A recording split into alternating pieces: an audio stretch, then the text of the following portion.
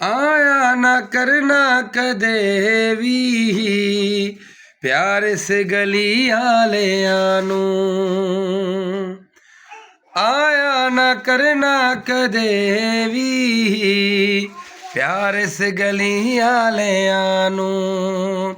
ਰਲ ਮਿਲ ਕੇ ਬਹਾਨਾ ਪਸੰਦ ਨਹੀਂ ਯਾਰ ਇਸ ਗਲੀ ਆਲਿਆਂ ਨੂੰ, ਯਾਰ ਇਸ ਗਲੀ ਆਲਿਆਂ ਨੂੰ। ਇਹਨਾਂ ਨੂੰ ਵਲਿਆਂ ਦਾ ਏ ਤੇ ਸਿਰਫ ਲੜਾਈਆਂ